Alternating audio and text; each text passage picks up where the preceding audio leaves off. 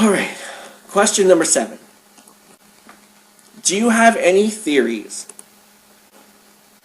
on what type of knife they may use for the next Stallone Rambo installment, aka Rambo 5, Rambo's Last Stand? What type of knife would you like to see them use in the 5th movie? Wallace writes, well, I don't know. Even if my Rambo is exactly the one on the big screen, I have a very different writing approach from the way the movies have been written, because books and movies are really different things.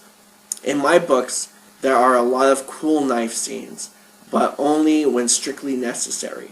On the contrary, the big screen starts with the idea that there must be a Rambo knife scene.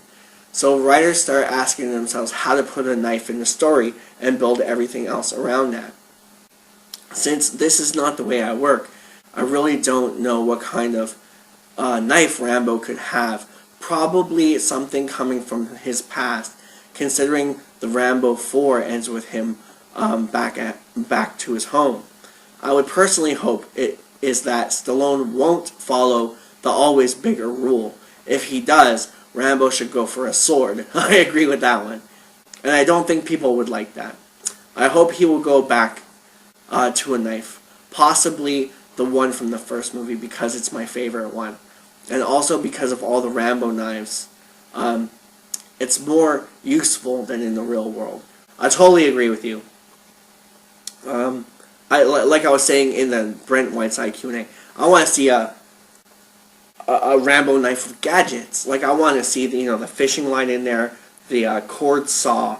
Like, I want to see the matches. I want to see all that stuff in the hilt.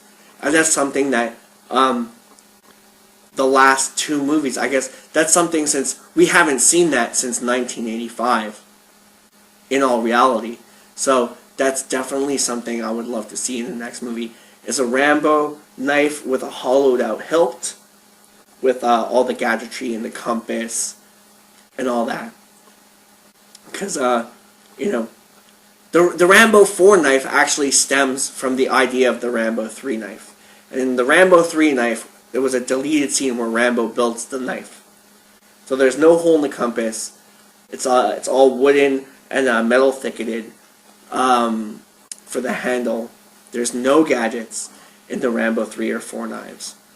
So definitely I would like to see a real type of aviator knife for Rambo 5. Yeah. Alright. Maybe something where Rambo finds like a knife at a Mexican flea market or something, and the guy's like, this was very popular in the 80s, Anyway. Question number 8. What types of weaponry would you like to see in the next film?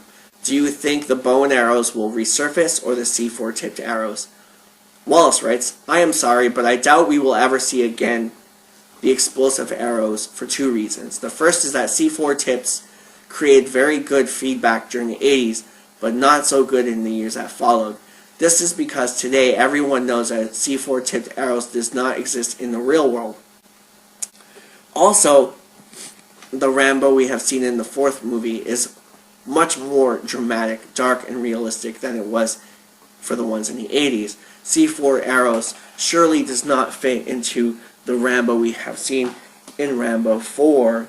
Yeah, because a lot of that was regarding stealth. And if you even go back further to the original incarnation of the Rambo First Blood Part 2 bow and arrow with the C4 tipped arrows, those C4 tipped arrows were on not timers, but detonators. Meaning, he could shoot the C4 tipped arrow. It could go in, like, Stephen Chang's character in Rambo 2 was originally supposed to die. He was originally supposed to come back, and he originally died with the arrow going into him, and then Rambo hits the detonator and blows him apart. In the sequel that we all know, the one that came out, that happens to Vin. And Vin is also in that older incarnation of the story, but Vin burns alive, much like the commander in the elephant grass scene.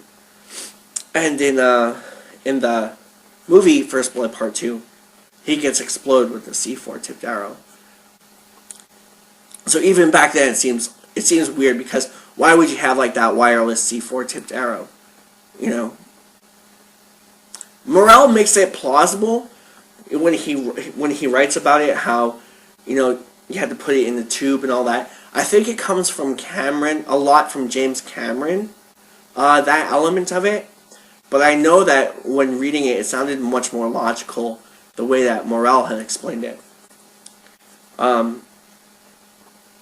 Yeah, so I'm just going to continue reading Wallace's answer. The second and more important reason is that in the Rambo world, C4 tipped arrows have highly classified and restricted military weapons. The kind of weapons Rambo can have only if backed by the Army or the CIA, as he was during Rambo 2 and 3. It's highly unlikely that the next movie will have such a plot. So in the end, no, I don't think we will see them anymore. Regarding me, I would like to see the first knife again. It's my favorite weapon to Rambo's armory. And that's true, Rambo wouldn't really have the resources to get high-tech military weapons. You know, unless the cartel has them, that they've been doing secret. You know, because they are into the trafficking, right? So maybe if they did traffic weapons, maybe then we could see something like that. But I'm with Wild Man Beyond. I would like to maybe see a crossbow in the next one. Crossbows are very big these days with, like, Walking Dead and everything like that. But yeah, C4 tipped. Anyway, question 9. Are there going to be any future novels after your 5 books? Wallace writes, while I was near the end of my 5th book, my last book, I had this idea for a novel regarding Rambo going a few days in Vietnam during the infamous fall of Saigon. It was a good idea, and despite the tremendous work of checking the style of the 5 books, I was ready to write it down. I only had to complete some unfinished details of the 5th book before going in. One day I was reading one of the many Vietnam history books I usually read when I found something that gave me the creeps. I found my plot just slightly different inside that history book. Same plot, a little different ending, but that was it. In all of its pain, but you know, that was sadly true. Someone had lived and died exactly as I had planned for one of my characters. The discovery disturbed me too much to go on, so I thought I had gone too far with my saga, and that it was time for me to stop it. It became a matter of conscience. So, in the end, my 5th book, I simply explained what happened next to both Rambo and another couple of characters. I wrote it in the form of a letter to the reader, just like a postscriptum note. And I also explained why I have decided not to write a complete book about that plot. This was the only way I could imagine to go full circle without writing down another book, and I'm good with that. I have no regrets. That's awesome. You know, sometimes we see that, we pick up on those things in history, and it just gives us the creeps. It's happened to me a bunch of times. For example, in 2003, I wrote a fan script for a Superman movie called Superman Deliverance. And it was like a 3.5-hour movie, 3 hours, 21 minutes. The first half dealing with Clark becoming Superman, the second half pertaining to him and Zod. And the scene in the Man of Steel movie, you know, when he's in the classroom and he's starting to see through kids and all that shit, and the sound's getting to him, and he's freaking out, and he goes and he runs away, and he's in the closet, and his mom comes to get him out.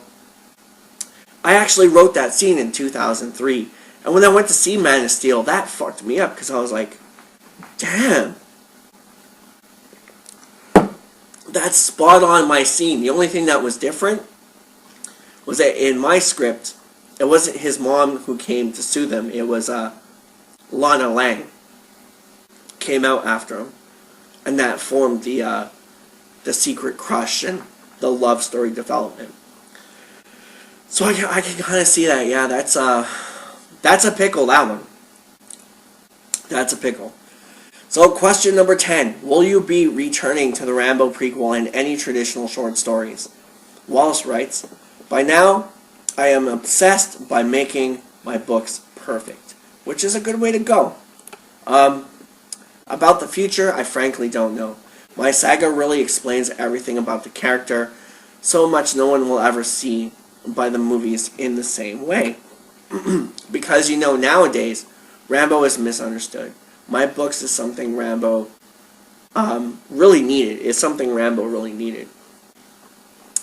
Too many people only see a bodybuilding, shirtless killing machine defeating a lot of enemies all alone. But that's not Rambo. There are also fans out there that only like it if there are things about Rambo.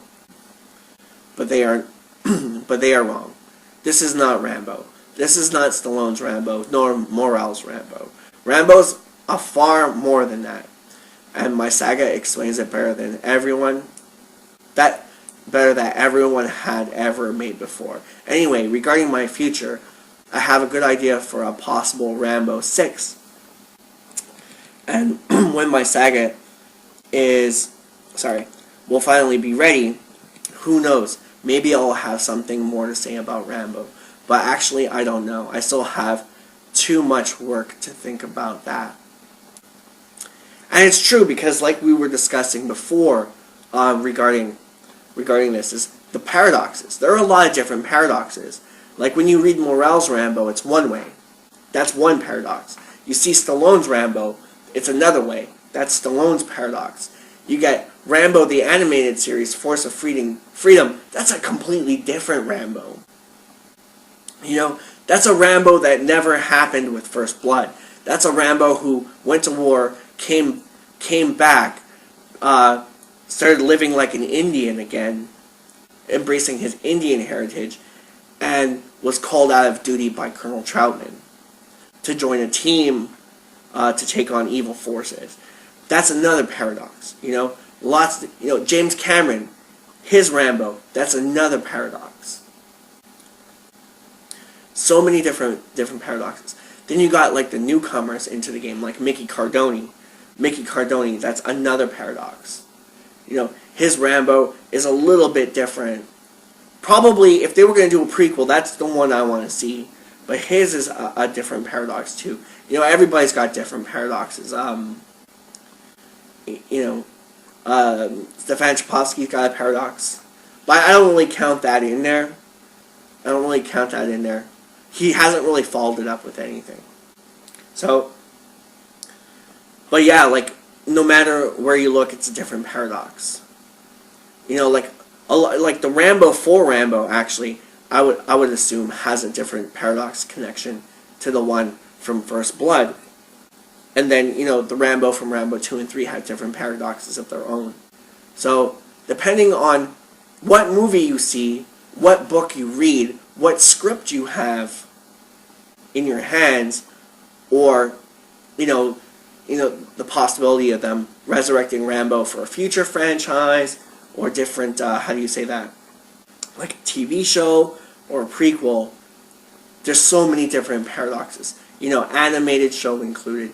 There's just tons of paradoxes. And that's one of the great things about Rambo, is you can kind of, once you're into it, you can kind of fuse them all together into this strange amalgamation that makes crazy, like, it just plays out on every level.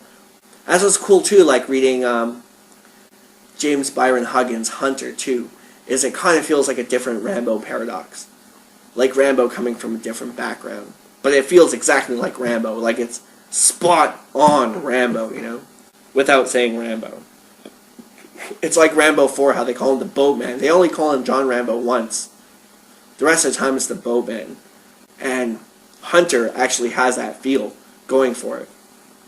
So it's no surprise to me why Stallone wanted that to be Rambo 5.